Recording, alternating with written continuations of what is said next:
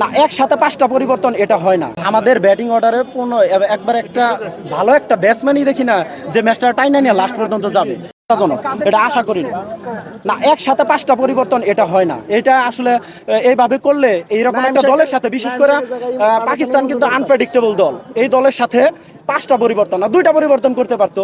আমরা মোস্তাফিজ থাকতো স্কোরটা ছিল পরপর দুটো ম্যাচ জিতেছে, সেই স্কোরটা থাকলে কি জেতার সম্ভাবনা ছিল? না, আজকের উইকেটটা তো ভালো ছিল।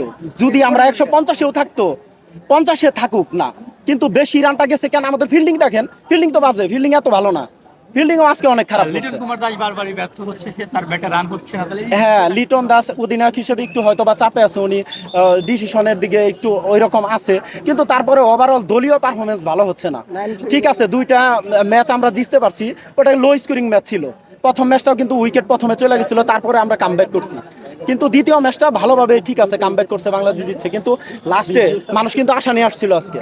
কিন্তু ম্যাচটা যদি ফাইটিং হইতো আমাদের দুঃখ থাকতো না, কিন্তু ম্যাচটা কিন্তু ফাইটিং হয় না। এখনো তো ম্যাচ শেষ হতে অনেক সময় বাকি আছে, তাহলে সবাই দর্শকরা বের হয়ে যাচ্ছে কেন? বের হয়েছে কেন? একটা প্রশিক্ষিত ব্যাটসম্যান দেখান, থাকবে মানুষ, ঠিক আছে। একটা নাসুম কি ব্যাটসম্যান?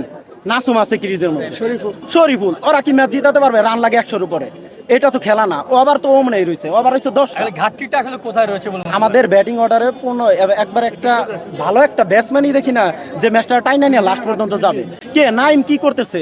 নাইম খেলে 20 বলে 10 রান, ওপেনিং ঠিক আছে, উইকেট এক সাইডে যাইতেছে, ধরতেছে, তাই কি ওর কাছে একটা বাউন্ডারি আশা করতে পারে না? 20টা বলে একটা বাউন্ডারি হয় না? এত ভালো বল কি পাকিস্তান করতেছে?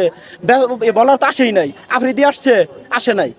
তার মানে কি আমরা তো ওই রকম ভালো কোনো ইয়ে পাই না, কিন্তু এই বলারদেরও চার্জ করতে পারে না, তাহলে কিভাবে একটা দল ভালো করবে? অভিযোগ আছে ভাই, ঠিক বলতে পারবো অভিযোগ।